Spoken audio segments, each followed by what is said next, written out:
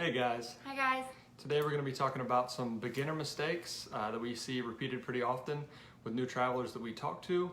Also some mistakes that we made ourselves. So some pretty common things that we see repeated over and over that hopefully you guys can avoid. I'm going to go ahead and get this video shared in a few different groups, and Whitney's going to introduce us and what we're going to be talking about. Okay, y'all. So we're just going to get started tonight. I hope some of you guys will be tuning in that have joined us for the past several weeks on our Sunday night videos. If you guys are starting to tune in, just say hey below. My name is Whitney and this is Jared. For you guys that may not know us, we are both traveling physical therapists. We've been working as traveling PTs for almost 4 years now, about 3.5 years. And we have a personal blog, Fifth Wheel PT or Fifth Wheel Physical Therapist, that many of you guys may know us from. And then we also have a website along with a colleague of ours. It's called Travel Therapy Mentor. So some of you guys I know follow our Travel Therapy Mentor page, so thank you for joining in tonight with us. We're doing another edition of our Sunday night talks about different travel therapy topics. So for those of y'all that are joining in with us, just say hello below and let us know who you are, and we'd like to see who's joining us tonight. I can see that a few people have already signed on. Hi Christine, hi DeHardy, I don't know if I'm saying your name right, I'm sorry. So thank you for joining us. Let us know if you guys are students, or if you are newer graduates that are out in the working world, or if you are already therapists that are in the working world thinking about switching to travel therapy. Let us know where you're at in this process. A lot of the people we talk to and mentor are newer grads. But it's not just for newer grads. You could be a seasoned therapist that's new to just the travel world and have a lot of questions. Hey Emran, thank you. She says that we look fancy. We went to a winery earlier with some of our friends from PT school, so we were a little bit dressed up. But yeah, and then Jared also got a new haircut, which is pretty cool. So for you guys that are joining on, just say hey, and Jared's gonna get this video shared in a couple groups so more people can join the conversation. Tonight we're gonna be talking about some of the things that we wish that we would have known, or that some newer travelers kind of struggle with in the beginning when they're first getting started with travel. We wanna talk about some of the, we call them mistakes, but they're not necessarily mistakes, just things that you kind of live and learn and learn as you go. So we just wanted to cover a few of those things. So I see some more people are joining on. Thank you so much. Okay, so we've got Christine. Okay, she says, call me D because it's difficult to pronounce. You're a PT for about 1.5 years, wanting to transition to travel. That's awesome, D. Thank you for joining us. Ash here, new grad OT, just passed your licensing exam. Congratulations, Ash. Looking for opportunities in travel. That's great. Christine is also, she's an SLP, works with adults, also interested in trying travel therapy. That's really good. So today we're going to kind of talk about some of those things when you're first getting started, what kind of things to look out for as far as contracts go, as far as talking to recruiters go, that kind of stuff. So we'll delve into that a little bit. Jared's getting this shared in a couple groups, so we'll go ahead and get started. Alrighty, so one thing I want to talk about is just being an advocate for yourself. Not all travel companies and not all travel recruiters are created equal. Most of them I think are good and they're honest, and they're for the most part are looking out for the benefit of the travelers. But it is important to understand that a travel company or an agency is working with both sides. So they're working with the facility as well as the traveler. And then they also have to make money themselves. They're in a business to make money and take a commission. So for the most part, they're nice and they're going to be honest, but sometimes some of them can be a little like what we consider shady, and some of them might be looking out for themselves more. Some of them also might be newer. Everybody's got to start somewhere. So sometimes you get a newer recruiter who may not know everything and they may not know all the ins and outs. So you have to be a good advocate for yourself as a healthcare professional. So some of what we're going to talk about is with your actual contract itself, but some of it is like once you're actually working and you're in a facility, understanding that your recruiter is not a healthcare professional and you have to look out for yourself as a healthcare professional in a new job position. So we'll go through a few things. If you guys think of questions, feel free to jot down questions in the comments and we will answer them. But we're going to talk about a few things that we think are important to look out for in the beginning. Okay, so you want to talk a little bit about getting licensed? So this is something that I've I've talked to other travelers before, and there's kind of mixed feelings on this, but I really think that a lot of people end up losing money by not getting licensed in the state before they start looking for jobs in that state. So I definitely understand. I'm always trying to save money and trying to spend as little as I possibly can. So I've looked at this both ways, and most people, it seems like most travelers start out and they think, okay, I don't want to get licensed in a state unless I know I'm going to work in that state. So they start looking for jobs in a state, and then they find a job and then start the licensing process. And I think that's a big mistake, because what often happens, we've seen happen many times, is you'll start getting licensed in that state, and then something will happen with the license. So say you have a start date a month from now, and it's like, oh yeah, the license should only take 2 weeks, it won't be a big deal. But then something happens, and it is a big deal. It takes 6 weeks, and you miss 2 weeks of work because of that. So you might have saved $200 or $300 up front with the licensing, but then you miss 2 whole weeks of work, which can be $3,000 or something. So if that only happens to you one time in like 3 or 4 years, that's enough money missed that it completely negates any money you saved by, possibly getting licensed in a state that you don't end up working in. So we always recommend get licensed in whatever states that you think you're going to work in, at least the contract before. So, if we're working in one state and we want to go to a different state next contract, we're getting licensed during that previous contract. We're not going to wait and start looking for jobs and then get licensed. Yeah. So you have to consider that opportunity cost. If you miss a week or 2 of work, that's a big deal. So yeah, it's really tricky. We just recently put up a couple articles on our website about licensing, and there's a lot of different ways to go about it. In general, the traditional way is you do have to get licensed in each state that you want to work in. There is such thing as a compact license that's going into effect for PT, which will make that process a lot easier. But for the most part, across the board, PTs, OTs, speech, PTAs, and CODAs are going to have to get licensed in each state unless you're part of a compact. So we've worked with travelers that do it a couple different ways, and for example, we were at a clinic where they were having another traveler come and join us, and he was supposed to start at a certain time, and he couldn't start for like 2 weeks because he was supposed to be licensed, his contract was supposed to start this date, and so not only did he lose money, but it was also really disruptive to the facility and to us. I had to go to a different clinic for 2 weeks. So you have to consider not only the money you're missing out on if that happens, but also the position you put the facility in and right. the other employees there. And so if you take 2 weeks to get into this place and they're counting on you, when you do start, there's going to be some hard feelings probably, even if it's not your fault, right. That the license didn't go through or whatever, but you could completely cut that out if you just get licensed before you even start looking for jobs. And some facilities won't even interview unless you already have a license in hand for that state. A lot of them will say that in the job posting, that you have to have a license in that state to even apply. So in general, we really recommend upfront getting licensed in at least 1 to 2 states that you're planning to go to. Now, there's a lot of people, especially new grads, who say, well, I'm just broke and I don't have the money to pay for a lot of licenses up front. So in that case, I usually recommend people take their first travel job in their home state, because you probably already have that license, right? Like that's probably the first one you get when you get, credentialed and pass your licensing exam. Or your national exam. So go ahead and just get your foot in the door there, and then maybe you'll have enough money after that one to get your next license, or have your company help you with your next license. So I see a few more people are signing on, joining the conversation. I just wanted to recap. We are talking about some beginner mistakes, some things to look out for when you are a travel therapist. So if you have any questions, just shoot them below and let us know who you are. Someone says the audio is not too clear. Okay, let me see. Can you guys hear us okay? Yeah, can anybody else let us know if you can hear us? We'll get a little closer. We're kind of in like a big open room here, so we'll try to talk a little clearer. Okay, so that's a little piece about licensing. Another thing we wanted to talk about was working with several different recruiters. So we talked to some people who think that you only work with one company or one recruiter. It's actually best, in our experience, to work with more than one recruiter. To give yourself the most options as far as jobs go. So it's definitely a good idea, just right out of the gate, right when you're first starting to look into travel, to have contacts with 2 to 3 companies. Looks like some other people can hear pretty good, so okay, we'll try our best to speak clearly.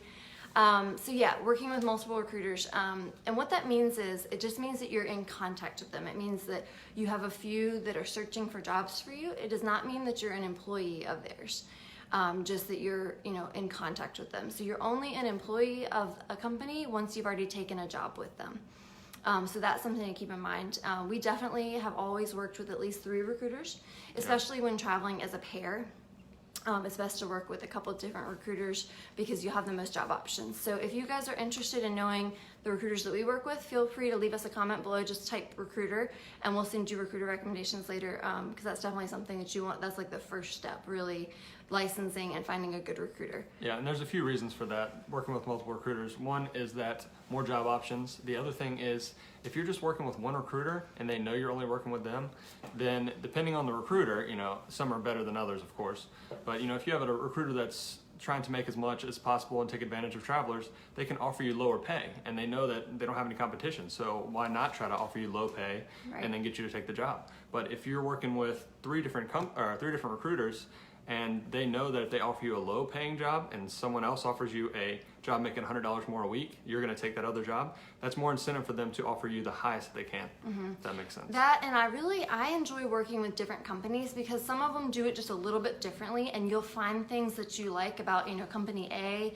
that maybe company B does a little differently, but then maybe company B does something different that company A doesn't do. So it's nice just to have that experience of working with a few different recruiters and companies, especially in the beginning. Now, after you've been traveling for 6 months or a year, if you kind of narrow it down and say, I don't need 3 or 4, I just really like these 2, then that's good, but you'll have that experience and you'll know. But if you've only ever worked with one recruiter, there's no way to know. Yep. So we've learned a lot that way in our almost 4 years of being travelers. It was back in 2014 when we first started talking to recruiters and kind of interviewing them. So we've learned a lot. Yeah, and we've talked to dozens of recruiters and companies now. So yeah, Amron chimed in and said it's also good to have resources with other recruiters if something goes south. So yeah. Amron's having a little bit of a trouble with one company, and the other company's kind of saving her butt. So that's good. Hi, Lauren. Thank you for tuning in. Okay, so that's just a little note about recruiters. Jared also alluded to pay. So understanding pay when you're first getting started and kind of feeling out whether or not you're getting a fair deal or whether you're getting screwed over. Yeah, and the best way to go about that is to talk to other travelers, like experienced travelers that have an idea of what pay should be like in different areas for different settings. It's hard to just have a general idea of what pay is going to be like in the whole country, right? So Virginia is going to be different than California. Home health is going to be different than skilled nursing. There's a big difference there. But if you talk to someone that's traveled around a lot and they've worked in different places and they know what their pay was in different areas and different settings, that's the best way to know if you're getting a fair pay. So we have a lot of people send us pay packages. So when you get an offer from a recruiter, you get a pay package that has everything broken down. And it'll tell you, you're going to get this much for housing, this much for meals and incidentals, and this much hourly. And so we look over a lot of those, and a lot of the people that contact us, they're getting really low offers. So if they didn't know any better and they never came to someone that knew a little more, then they might think, oh, well, this is more than I'd make it a permanent job, I'll just take it. But they're leaving a lot on the table by doing that. Right. So be very careful starting out that you're not working with a recruiter that's going to take advantage of you, because there's a lot out there that will. Yeah, and it's hard to know in the beginning. You just sort of have to feel it out. So Brianna actually wanted to know a little bit about negotiating pay. So it's a tricky subject. So the facility pays the travel company what's called a bill rate, and then the travel company pays you based on that bill rate. So most of the time, if you're negotiating, it's with you and the travel company to see how much of that pot of money they can give you.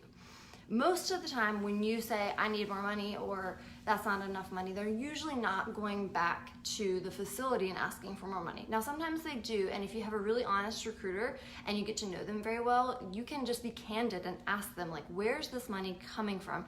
What is the bill rate? How much is the facility paying? What is y'all's cut? Some of them don't feel comfortable talking about what their overhead is, and that's fine. You don't need to know exactly, but you just need to know that they're giving you a fair amount and not keeping extra for themselves. Yeah, and you have to remember, I wrote an article about this that I can link to, but I talked about the bill rate and what comes out of it. So the company keeps somewhere usually between 20 and 25% of what they get paid. And that's for things like paying your FICA taxes, their half of your FICA taxes, for paying for their overhead, the salaries of the recruiter, the building, all that stuff. But some companies keep more than others, and most recruiters have a range that they can work in. So say they have a 2 or 3% margin that they can work in. So maybe they keep somewhere between 18 and 21%. So when you're negotiating, you're usually negotiating to try to decrease that margin that they're keeping. So you can negotiate. If you're working with a good recruiter, they should give you their highest offer right away, and you shouldn't have to negotiate. Yeah. And that's what we prefer. We don't want to spend a bunch of time playing games about pay. We just want to get the highest offer. If we like it, we take it. If we don't, then we don't. Right. And it's really, honestly, Brianna, it's kind of like on a case-by-case basis. So now that we've worked with our recruiters for a long time and we know that they're good and we know that they're being honest with us, we might just throw in a statement there like, hey, are you sure that's the most you can give me for this job? And then they'll indicate in some way or another, yeah, sorry, this is kind of a lower bill rate. That's the most this job's going to pay. Or yeah, based on that area, that's the most this is going to pay. But if you get the feeling, it's kind of more of like a feeling of like, they're being a little shady, or they're not giving me all the information, or suddenly out of nowhere they turn around 5 minutes later and say, oh, well, actually, you know, I could give you this much. And it's like, well, where was that money before? You were just holding it back. Yeah, and we find that a lot of people that come to us and like say, oh, this is the bill rate, or this is the pay rate I'm going to be getting, and we say, oh, no, that's not good. They go back to the recruiter and they're like, oh, well, I talked to these people and they said that this wasn't a good amount. And then all of a sudden the recruiter's like, oh, well, you know what? Actually, we can do $150 a week more than that. If they do that, that is a really bad sign. That's someone you don't want to work with, because they were holding that money back. You know, they were purposely keeping extra money for the company. Yeah. So, you know, if you are talking to a recruiter and you try to negotiate with them and they have some big jump in pay, that's a bad sign. Yeah. But every now and then, I mean, it could be an honest thing where they like went to their boss and were like, look, they need, you know, a little bit more each week, and the boss said it's okay if you take a little lower margin on this one, and so then they might increase the pay just a little bit. But it shouldn't be big jumps. That's kind of what I mean, right. Yeah, it might be like $40 or $50 a week, something like that. But you shouldn't have a jump $150 by you saying that, no, right. This isn't high enough. Right. And, you know, as far as negotiating, sometimes they can also work in additional things. Like maybe they might be like, well, I can't increase your weekly pay, but I can try to see if we can do a mileage reimbursement for your travel there, or okay, I'll reimburse you for this, you know, license, which they should be doing anyway, or just finding some other ways to give you more money. But it's definitely a tricky part of working, you know, to try to find the best pay. But I think working with multiple recruiters gives you the knowledge and the empowerment to be, you know, like, I'm the most informed that I can be. I'm working with multiple people. I feel like they're all giving me fair pay, and they're all giving me fair pay packages and fair offers. So it's just sort of you have to learn as you go. Yep. Lauren had a couple questions about. There's other questions. Maybe we should wait till the end. Well, it was just kind of specifically about working with multiple recruiters. So Lauren wants to know, did you get as much out of a recruiter if they know you're working with multiple companies? We think we get more from recruiters when they know we're working with multiple companies, because they don't try to keep more money, because they know that we'll end up taking a job with a different company. So I really think that's a big benefit to And honestly, if you have a recruiter that says anything otherwise, if they say like, I'm not going to work with you if you're working with multiple recruiters, that's not a recruiter you want to work with, because they should want to look out for your best interest and understand that if they do not have the job at that time you need, it's important that you, to maintain your employment, back-to-back contracts, have multiple recruiters and have multiple options, and they should be perfectly okay with that. Yeah, and anytime we take a job with a different company, our recruiters that were helping us look, they're always like, oh, that's great, you guys found something that fits you, and you know, you make more, and they're fine with it. So that's the way that it should be. And they say, just get with me next time when you're ready to look for your next contract. They don't act butthurt about it, nothing like that. If you're working with a recruiter that gets really offensive and makes it seem like very personal that you go with a different recruiter, that's not a good recruiter to work with. This is business, it's not personal. So yes, absolutely. And then Lauren, yes, to answer your question about working with multiple recruiters at the same time, we always do it, no matter the job. It's not just if we have been searching for a couple weeks and haven't found anything, we always work with them. Yeah. Okay. At least 2 to 3. Okay, so we'll go back and answer some of the other questions that were off topic a little bit later. So some other things about getting started with contracts, and some things to look for in your contracts.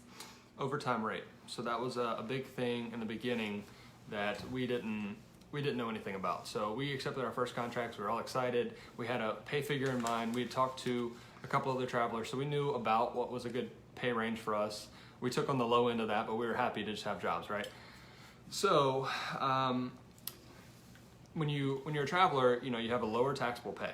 So overtime rate is going to be pretty low. So for most of our contracts, we're getting a taxable rate of somewhere around $20 an hour, with the rest of the money that we get being reimbursements for housing, meals, incidentals. Stipends. So you only get time and a half of that taxable rate when you work overtime. I didn't think anything about that. I never considered like, oh, I might work a lot of overtime. I didn't think that was even a thing as a traveler. But it turned out on my first contract, I worked a ton of overtime, like somewhere around 250 hours, I think, in 3 contracts and 9 months at the same place. So that was a big deal. And so me only making time and a half, $30 an hour, cost me a lot of money. So I learned after that you need to negotiate a higher overtime rate. Right. The company's making more money from your overtime. You should be making more money when you work overtime as well. So we always recommend somewhere at least $45 an hour, ideally closer to $60 an hour or something like that for overtime, just so that it's worth it for you to work those hours. I know a lot of new grads like me, you're excited to make even $30 an hour, but you're leaving money on the table when you do that. So starting out, negotiate a higher overtime rate, and you won't have to make the same mistake I did. Yeah, so talk to your, if it's a contract, it's hard to know in the beginning because most contracts are not going to let you get overtime, and that's what so many recruiters have said to us, like, oh, don't worry about the overtime rate, they're not going to give you overtime. But in our experience, especially rural contracts where they don't have any other PTs that can work PRN or work like certain hours, if there needs to be evals done and that sort of thing, they will work you overtime because they don't have anybody else. Yep. So we haven't always talked about it on all of our contracts. We kind of usually see how the interview goes and get a feel for whether we think it's going to be a possibility that we work overtime. But probably ideally we should be doing it on all contracts regardless. Now what we've run into with some companies is some companies can actually go into your contract and they'll change it. So when they show you the contract, you might say, hey, where's the overtime rate in here?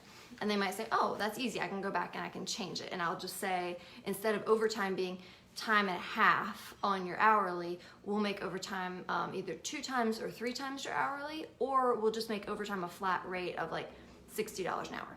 Now, some of the bigger companies that we've worked with, they don't have the flexibility in their legal department to change the wording on the contract. So what they've done for us is they made an agreement with us that said, at the end of your contract, if you do end up working overtime, we will give you a bonus back at the end for that amount that you should have been making. So just one way or the other, try to work it out with your company and see what they can do to make sure that you're fairly reimbursed if you do work overtime. Yeah, and along those lines, something else that we have on the list here is a lot of recruiters. So what Whitney was saying, if they give you, oh, well, it's not in writing, but they tell you verbally, at the end of this contract, we'll give you a bonus for that amount.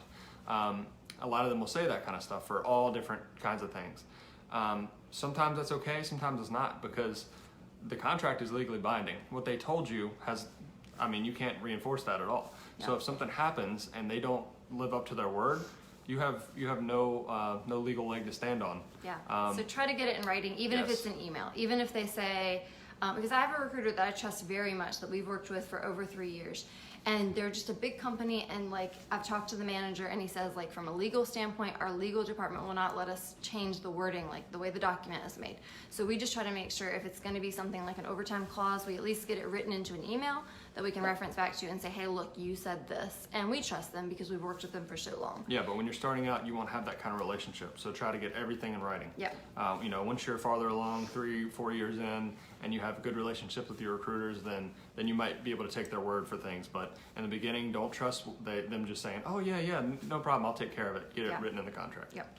So something else getting written into a contract. So that overtime pay also goes for holiday pay. So if you know you're going to be taking a contract and working through the holidays, try to find out if you get paid extra for working things like Christmas, Thanksgiving, New Year's Day, that kind of stuff. So try to get it written in there what your holiday pay is and find out if that's going to be higher, because most of the time a permanent employee gets higher pay if they're going to work holiday hours, so you should too. Another thing talking about getting written in the contract is guaranteed hours. Some companies call it a guaranteed work week, or GWW. So guaranteed work week means, or guaranteed 40 hours means that they're going to guarantee that regardless of census, they're going to pay you your full paycheck for based on 40 hours, or sometimes it'll be less. Sometimes it'll be, we'll guarantee 32 hours. So what that means is if their census is low or something happens and they send you home for the day, they can't cut your pay. Now, some companies and some facilities won't agree to that, but you need to at least ask about it and find out if it's possible. And at all costs, try to at least get 32 or 36 hours guaranteed, if not the full 40. Because if it was like, say, some kind of place where their census dropped really low and they were like, well, we're going to send the traveler home because we're paying them a buttload of money to be here. Like, I'm not going to pay you to sit around. They'll send you home, and then with the paycheck you were expecting to get every week is cut by 25%. Yeah, so far this contract actually is No, we actually, every contract we've ever taken has a 40-hour guarantee in it. So, Yeah. and so some people say, oh, it's hard to get those. Well, in 3.5 years, we've always gotten 40-hour guarantees. So you can definitely find the contracts, and if they don't have it in it, just say, I won't take the job unless it has it. And if they say they can't, then just move to the next job, because for us, it's not worth risking moving somewhere and living in this new area and then potentially only getting 20 hours a week or Right. something if something happens. So And we want to again, have that guarantee. Like sometimes when you're in this process and you're just so excited, like, yes, they found me the job I needed, whatever, give me that contract, I'll sign it. And you don't think about it. And then 2 weeks down the line, something happens and the paycheck you get on Friday is not the same as what you thought, but now it's too late. So you really need to understand that up front, so you're not budgeting. Like if you're a budgeter and you're really relying on this paycheck every week to be a certain amount, you want to at least know, okay, I'm at minimum, say they've guaranteed 32 hours. At minimum, I'm going to make $13.50 a week, and at maximum, I'm going to make $1,500 a week. So at least you know that going in, and you're not blindsided by it. Yeah. Okay. Some other things to get written into your contract. A 30-day cancellation clause is something that we like to have written into our contracts. Yeah, and this is especially important for people that are finding short-term housing, because what can happen is, the standard cancellation is 2 weeks. So say that you start a new contract, you've been there a week, and they hire someone permanent, and they don't need you anymore, and they give you 2 weeks notice. 2 weeks is not much time to, one, find another job, and two, most leases that you have are going to be month to month as a traveler finding short-term housing. So you're going to miss out not only on pay, but you're also going to have to pay for housing for a week that you don't even use. So the 30-day cancellation notice is really good to have in the contract, because then at minimum you're going to have 30 days to look for another job and to finish out whatever lease or whatever you signed, the month-to-month pay that you've done for your housing. Yep. So trying to make sure, if possible, some places will only do a 14-day cancellation, but if you can try to go back to the recruiter and say, hey, can you please try to get me that 30-day cancellation, that would be good. Something else to think about as far as the housing, if you can try to make your housing a month-to-month situation, that helps you if you ever have to back out, like if your contract gets canceled. If you sign up for a full 3-month lease or a 6-month lease, then you're really going to be put in a worse situation. Yeah, just think, if you signed a 6-month lease would be kind of crazy, but if you signed a 3-month lease and say it was $1,200 a month, and so you're on the hook basically for $3,600, and then you're 2 weeks into your contract and they give you 30 days cancellation notice, then that's 6 weeks of housing that you're paying for, that if you don't find a job in that area, you're just paying for either to live there or not. You're just leaving the housing and still paying the cost, full Right. cost. So Okay. month to month is definitely best. So we got a couple more things that we want to talk about in terms of contracts. There's a few new people that have joined on. If y'all have questions or you just want to say hi and let us know who you are, please comment below. We'll get to some of the comments here in a few minutes and answer some of you guys' questions. So something else that we recommend in the beginning, not to make a mistake of, is getting time off requests written into your contract in advance if you know about them in advance. So say that within your 3-month contract you're going to have a wedding to go to, or you need to go out of town, or you need a dentist appointment or something like that.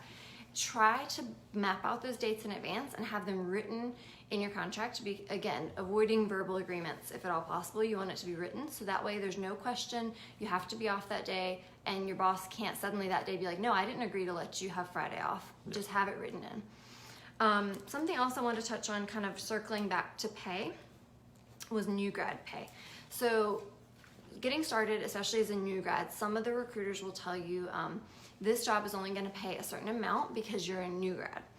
Now, there is a smidgen of truth to that, but for the most part, it's not true. For the most part, most jobs will pay the same across the board, regardless of whether you're experienced or not experienced. So on the flip side, we have people that have like 20 years experience and they're like, shouldn't I be making more? And I'm like, no, not really, because the facilities just need a person there temporarily. So they're not really, it's not like a permanent job where they're really hiring based on merit or expertise. It's usually hiring based on, we need to fill this short term, we need someone that can build the units, and it's nice to have someone that is really proficient and really good, but as long as you can get your work done on time, that's mostly what they care about. Right. So in talking to some recruiters and learning more about the business side of things, sometimes there is truth that the facilities will drop the bill rate based on a new grad. Most of the time it's not the case. Most of the time it's going to be the same. But every now and then, if they don't get any other submissions and the only submission they get is yours and you are a new grad and you interview for the job and you say, well, I don't really have any home health experience, but I'm willing to learn, and they say, okay, well, we're willing to train you. Well, then they might come back around to the company and say, okay, we will train this new grad and we will take this new grad, but we're going to cut the rate because they're going to need a bigger ramp up time. Every now and then that'll happen, but the majority of the time it does not happen. The majority of the time the pay is the same. So if your recruiter is saying, well, it's just because you're a new grad, it may or may not be true. So it again goes back to trusting your recruiter and trying to feel out whether or not they're being shady. Yep. And then the other thing is every now and then recruiters will keep a bigger overhead, kind of as like an insurance policy for new grads, because there is a bigger risk hiring a new grad if it's your very first job or second job out of school, because there is a risk that it might not go well and you might get canceled, or you might cancel, and they might lose money on the contract. So sometimes recruiters will keep, like, instead of that 20 to 25%, they might keep like 26 to 27% margin because you're a newer grad. So it's just tricky to see where the money comes from, but that's kind of like a little piece on the new grad pay. Yep. Do you think I need to go grab a charger? My phone just said it was gonna die. So I'll go grab a charger and see if you can just go through a couple of these questions before we switch gears. All right. Let's go back to the top.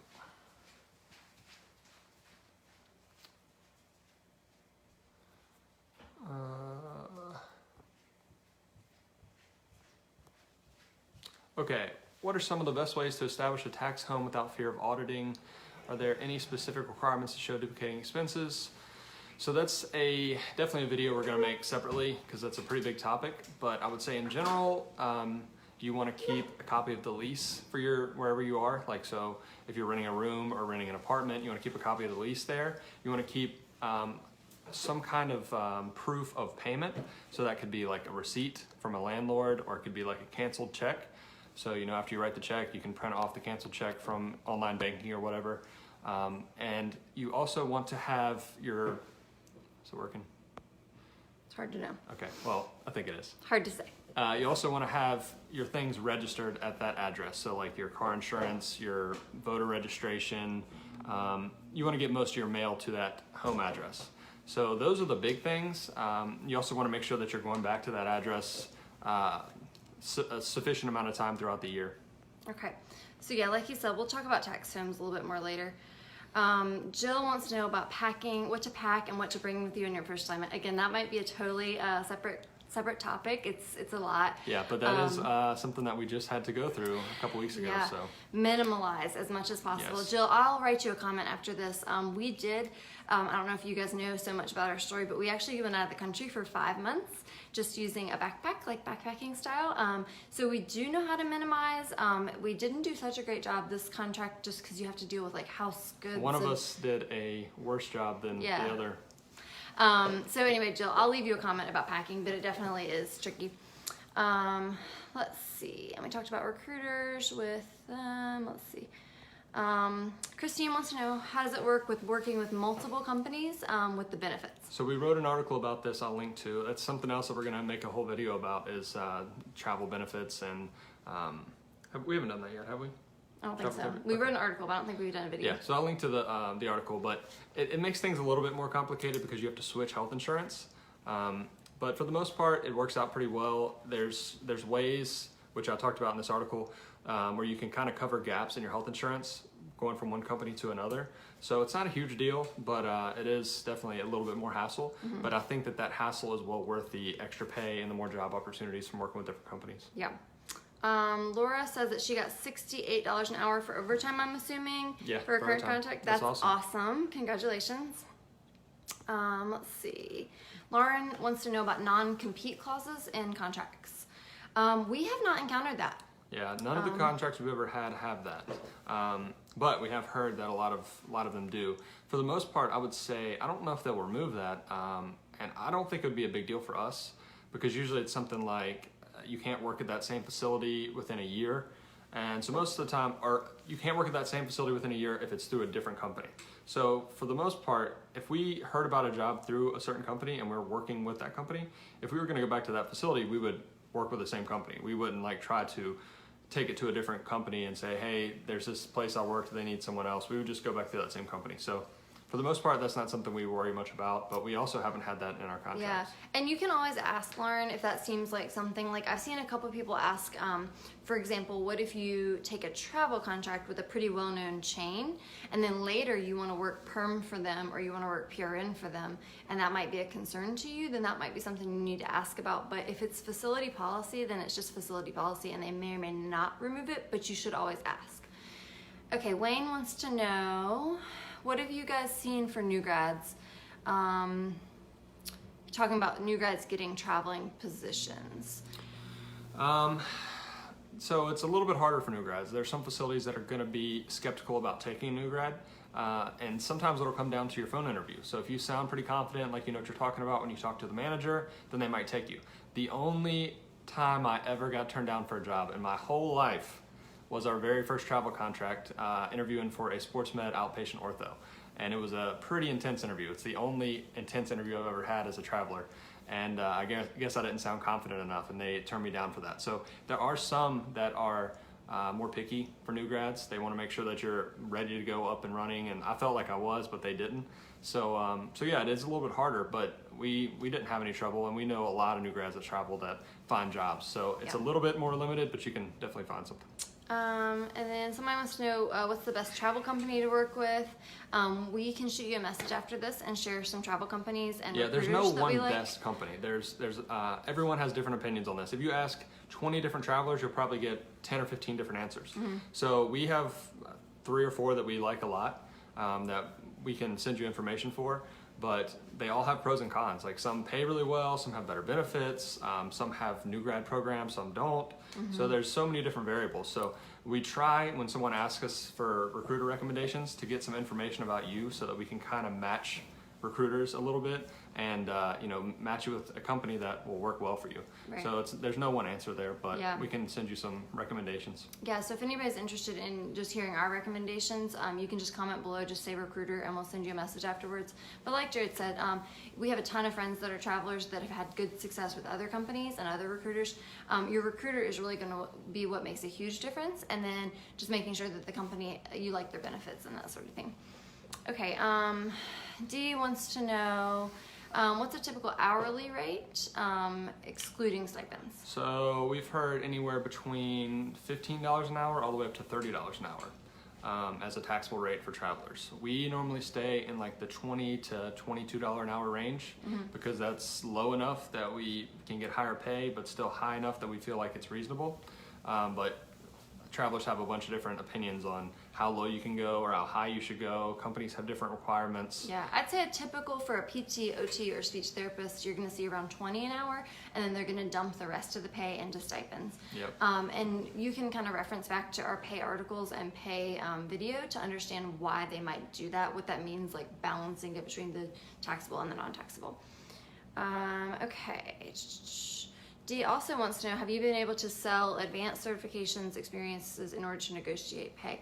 So that's kind of what we mentioned earlier, is that it's not, unfortunately, it doesn't make that big of a difference in a travel job. Yeah, it depends on the facility. So you might you might interview with a facility and you really click well with the manager and you do a lot of the same things they do and have the same beliefs, and they really like you and they're willing to take you over other applicants, and then say that you're also submitted for another job, and you tell them like, well, there's this other job, they might actually go out of their way to offer you higher pay. So that happened to me one time where I wasn't going to take this job, and then the manager told my recruiter they would pay more if I would take the job. So yeah, it can happen, but it's not really common. Maybe dry needling, because sometimes they want a dry needling person at their clinic so they could say, we have dry needling if nobody else has it. So maybe it might make you more desirable over another candidate. And if there are no other candidates and you're a very good candidate and you're asking for more money, then yes, maybe. Yeah.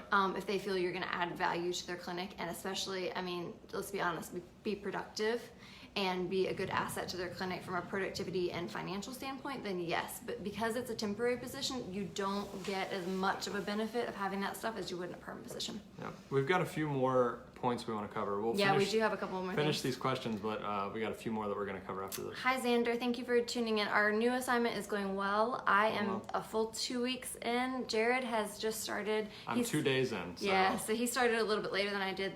It was really neat. They had a full-time position available for me, and they needed him to kind of float a little bit for a few weeks, and then he'll start full-time in a couple weeks. But he's got another day ahead of him tomorrow, so it'll be fun.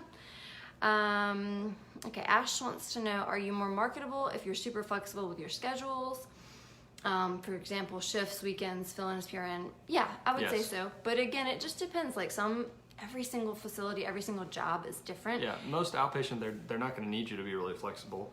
But, you know, some facilities like skilled nursing, they might want people that are willing to work Saturday, Sunday, Monday, Tuesday, Wednesday, or acute care. We had, Whitney almost took a job that was a Saturday, Sunday, Monday, Tuesday schedule, which was kind of crazy, but we're willing to do that. We're pretty flexible. So yeah, being flexible makes it. And like my current job, it's an outpatient facility where they're open from 7 to 7, and they specifically advertised the job. They needed someone that could work the 10 to 7 shift every day. So I work the late shift every day. To fill in those gaps of the schedule that the perm people are not working. So yes, those things are more marketable sometimes, but then it also just depends on who else is interviewing for the job, because maybe somebody else says, oh yeah, I'm flexible too. So it just really depends. So the compact license, we just wrote an article about this we can link to, but yeah, the compact license is going to be really awesome for travelers. That's probably the best thing that's happened for travelers in a long time. And so the weird thing about the compact license is, basically, if you're licensed in one of the states, your home state is one of the states that's involved in the compact, then that just makes the process more streamlined and easy to get licensed in another state. So you have a small fee and like maybe a week wait, and then you're ready to go in the other state. But yeah, the company will reimburse for that, but it's a much smaller fee. So heck yeah, they'll reimburse for it, because they're like, yeah, this is way less than having to reimburse for a full license. So most companies will reimburse for licenses, but it is something you need to ask upfront with your company. What things do you reimburse for before you get too far in the process? Because we have gotten screwed over where we thought we were going to get license reimbursement and travel to and from the facility reimbursement, and we got all the way through the negotiation, accepted the job and everything, and we get the contract, and they said, oh no, we don't have room in the bill rate to do that, and we were like, oh. So make sure to ask up front. Okay, see if there's any more questions. A couple of people asking for recruiters. We will shoot you guys those messages after the video. Ask for a higher taxable rate so I could qualify for a home loan. So yeah, that's something to consider, is if your hourly rate is low, it's going to be harder to qualify for loans because it looks like you make less on paper. So there can be situations where you actually want a higher taxable rate. Okay, we got a couple more questions. So somebody's asking about stipends and non-taxable per week. It just totally depends on the contract and the way it's broken down. We can link to a video we did on all about pay and stipends. Yeah, it completely varies. Compact license for OT, not yet. I think they're working on one. They're working on one, but I don't think it has gone through yet. So Maggie, stay tuned for that. Okay, so we kind of talked about some things to look out for in the beginning as far as like talking to recruiters, getting your contract negotiated, getting your pay negotiated. So basically all these things are before you start the contract. Before you start the contract. So now we want to talk about a few points when you're on the contract, mistakes that we made and we see a lot of other people make. Yeah, so a huge thing is you get there and you're like a temp employee, okay? You know that you're making more money. Your boss knows that you're making more money. Maybe your coworkers know you're making more money. All the coworkers know you're a traveler and you're making more. So sometimes everybody's super nice and it doesn't matter. Sometimes there's this feeling of, oh, you're special, you make more money, you should work harder, you should work off the clock, you should do whatever we need you to do. Yeah. So we want to encourage you to not get sucked into that, to not feel as though you are indebted to them somehow because you're making more money. You are making more money because you have chosen to do a different lifestyle, to move there, to uproot your life. It is the way it is. It's business. So and you're paying duplicate expenses too. Yes. Those permanent employees don't have to pay for a travel location expenses and home location expenses. Right. So there's so many variables there.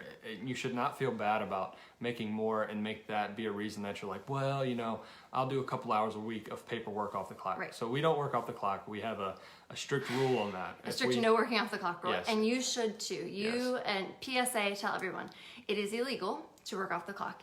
It is also just unethical, and it's not good for you as an employee. It's not good for the company. Some companies make you sign a statement before you clock out that says, you cannot work off the clock. If you are clocking out, you are saying that you are leaving the workplace and you are not working. Yep. So please do not work off the clock, because what this does is it brings the professions down. It's creating false productivity expectations, especially in places like SNFs. Because I can't tell you how many employees that I've worked with, perm and travel, that work off the clock in SNFs, and they falsely inflate their productivity and make it seem realistic that they can hit these 90 and 92% productivity expectations, and it's not okay. Yep.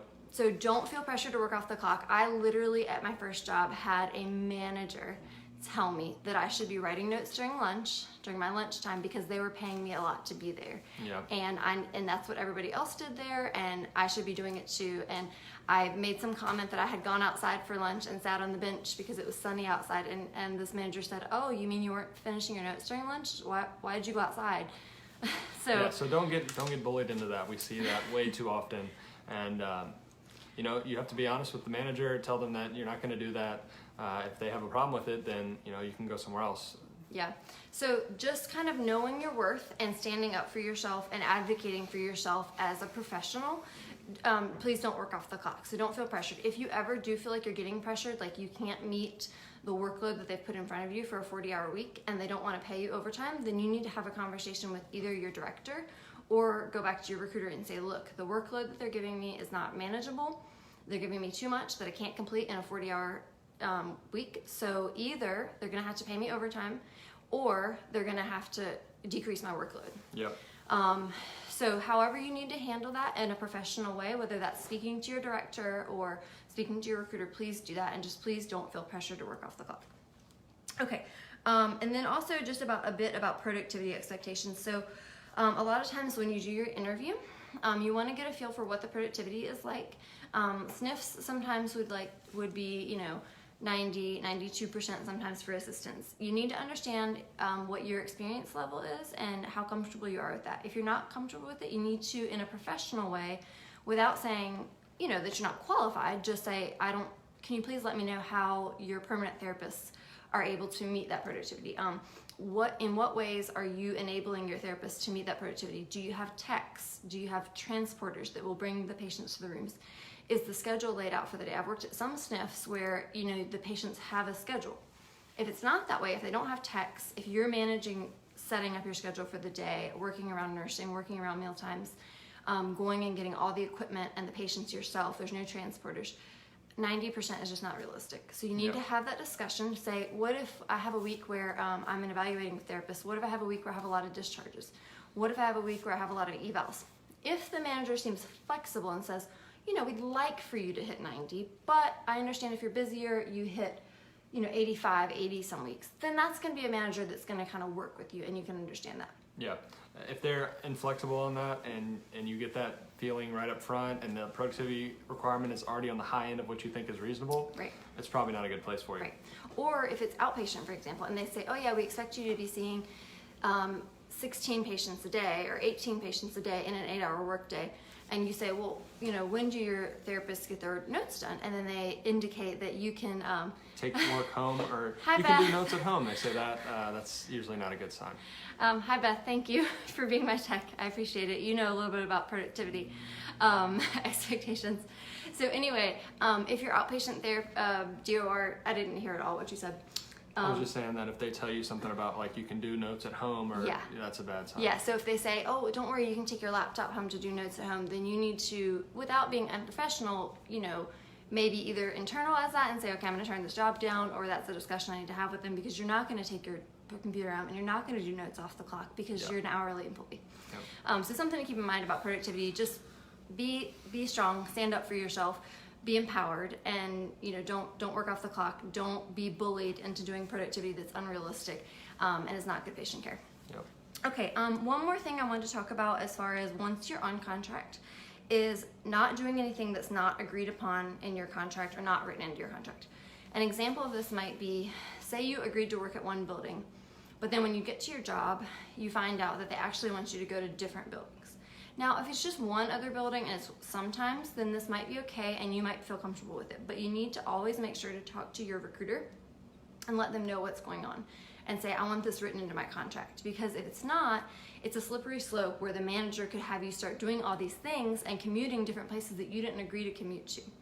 I got sucked into that situation once and it was a really bad situation and I did not loop my recruiter in and I really regret it. Yeah. So always make sure that things like that, like extraneous things, are written into your contract. Yep, and feel free if that comes up to be like, I didn't agree to this, I'm not comfortable with it, and it's in your contract. I mean, that's what binds you to the company or to the facility is the contract. So Right. if it's not in there, they can't expect you to do it. So. Okay, so I think that's most of the stuff we wanted to talk about. What other questions do you guys have for us? Please leave us a comment below and let us know what you want to know about getting started and beginner mistakes and that kind of stuff. We'd be happy to answer any questions you have. If you guys don't have any more questions, we'll wrap up. And for those of you guys that want to hear from us, which companies and stuff we work with, we'll feel free to send you a message afterwards. If anybody else wants to know which recruiters we like, we can send you recommendations, just comment recruiter below. Okay, Naya wants to know, if you don't have a patient available, do you ever clock out to maintain your productivity? We do not. If we normally try to not take skilled nursing jobs just because we don't really like the productivity requirements in most of them.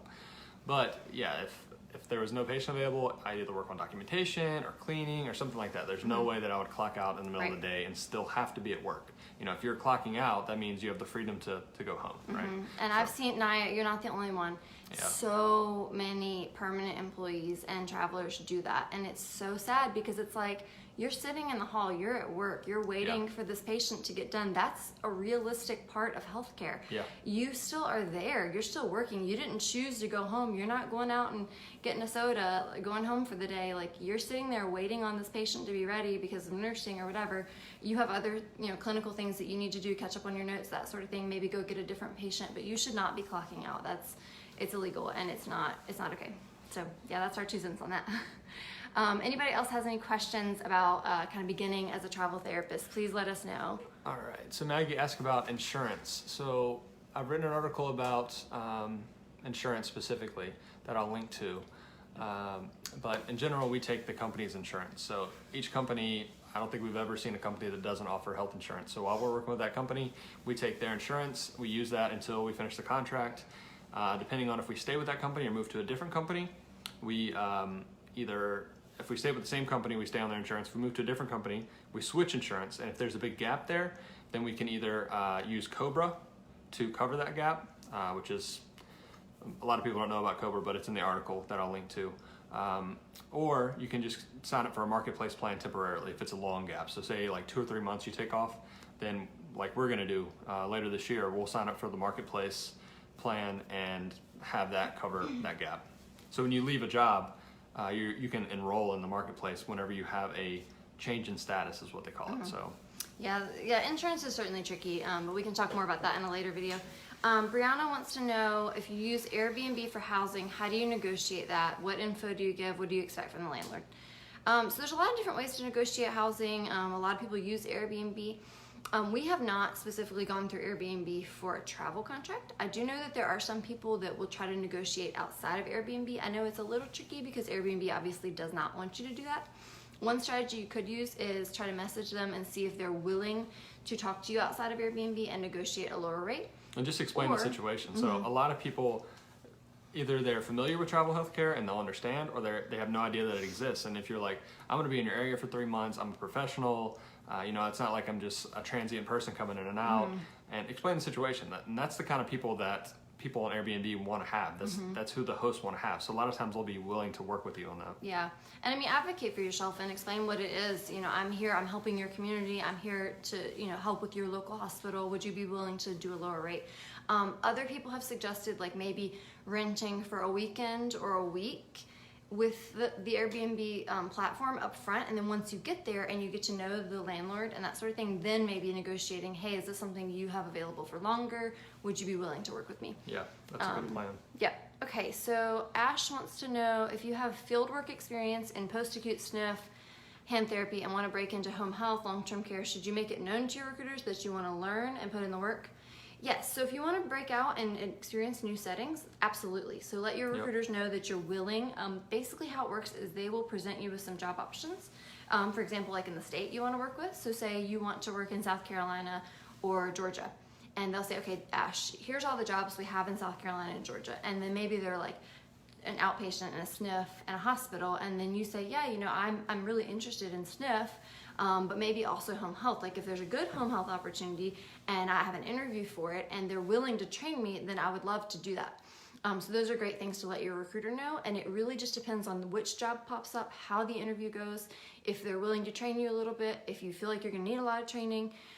Some people want experience, some people don't care. Yeah, so as an example, I'd only done clinicals when we started traveling as a inpatient rehab and outpatient therapist.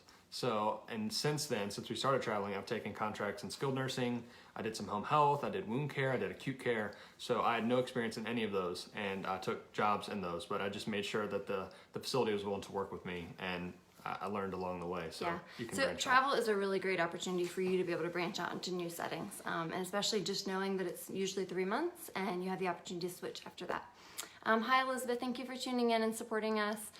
Naya says that she usually goes in for a couple of days to an Airbnb, gets to know if they trust the landlord, and then negotiates outside of Airbnb. Yeah, that's a good plan. And then Ash says that he or she, I'm sorry, he or she, I'm not sure, Ash, runs Airbnbs. Please contact for more advice. That's great. If anyone wants to reach out to Ash. That's awesome. Okay, Maggie's got a couple other questions. So we'll take just a couple more questions and then we'll sign off for tonight, because I know we will always answer questions afterwards though. So if you guys come in here later on and watching this video, do hashtag team replay, ask your question, and we'll answer whatever. Yeah, so later on, just leave us some comments and we'll answer it later. Okay, Maggie wants to know, if you're traveling as a pair, do you recommend getting licensed in a couple states before looking for jobs? Absolutely. So that's what we talked about at the beginning of the video, is we really recommend getting licensed up front in at least 2 states so you have more options. And even more so, make sure that the jobs or the states you're getting licensed in have jobs already. Yeah. So don't, I mean, you can just pick states that you want to go to, but for us, you know, we're picking states based on which states have the most jobs. Yeah. So that's a good way to go about it, to make sure that you're not going to get licensed in a state and then never work there. Like, for example, like Utah. Utah is somewhere that we'd love to go, but we have not seen one travel job in Utah in 3 years. So it would be foolish of us to get licensed there. Right. Meanwhile, there's states like California that have 110 travel jobs open at any given time. Right. You know, that's where we're going to get licensed. Yeah, so if you guys want to get a feel for which jobs or which states have the most jobs, you can talk to different recruiters and they kind of know the trends and they can let you know which are some good states to get licensed in as pairs. Like, for example, Florida is okay as a single person, but as a pair, unless you're really willing to take sniffs, it's really hard to get Florida as a pair. Yep. Okay, just a couple more questions and then we'll sign off here. Stacy wants to know, I jumped in late, so I might have missed some discussion. If home health is the best option in terms of location for a new grad, what kind of advice do you have? So what do you think about home health as a new grad? I think I would not do home health as a new grad unless I had a clinical in home health and I had some experience there, because, you know, as a traveler, most of the time, it depends on the company and the facility, but most of the time they're going to expect you to just jump back right in and, you know, learn the documentation system. You might have like a week or week and a half or something like that of abbreviated schedule or orientation. But, you know, for the most part, you're going to need to know what you're doing. So, and home health, I think, is the scariest setting for new grads because you don't have support. So unless you have a clinical, or you had a clinical there and you feel comfortable with it already, then I would wait a little while. I would do other settings, build up your confidence, and then go with home health. Yeah, I kind of agree. I wouldn't jump into home health unless you feel very confident right away as a new grad, unless it's a facility that if you really want to get into it and you interview and they say they are willing to train and there's a ramp up period, then it might be a good situation. But I would probably recommend getting your first experience in a different setting. Yep. Okay, Hannah wants to know, what are your recommendations for trying to find housing other than Airbnb? So we did a whole video on housing that we'll link to on this page. That was probably 3 weeks ago or something. So there's a bunch of different options. Didn't we just do it on RV? No, we did one on housing. I don't remember. Yeah, housing, and then we did one RV, but we'll link to that. Okay, but yeah, there's a bunch of different options. Craigslist, other websites, calling around, asking the facility, asking other travelers on Facebook. There's a lot of options. Yeah. Okay, Maureen wants to know, how many weeks in advance do you start looking for your next contract? If you're hoping to find a better setting, location, or pay, how close do you cut it time-wise before your planned start date? It's tricky. So we start looking usually, I think, sooner than other people do, just because in the past we've always wanted to be back to back. So we wanted to finish one contract, go straight to the next one. So we usually start looking probably 8 weeks in advance, but we also realize that finding something 8 weeks out is pretty rare. It's happened a couple times, but usually you're gonna find something in the last like 4 weeks or so. So we start looking in advance just in case there's some great job out there that doesn't need someone until 2 months from now. But realistically, it's probably going to be 4 weeks before you really start being able to find jobs that might suit you. Yeah, and as far as how close to cut it, in the past, we would usually only cut it maybe like 3 to 4 weeks, as long as it was a decent opportunity. So I wouldn't jump on something more than 4 weeks in advance if I didn't like it, if it wasn't exactly what I was looking for. But if it was less than a month, more like that 2-3 week range, and it was decent, then we'd start to compromise. Then we would start to compromise. That's more us as a pair.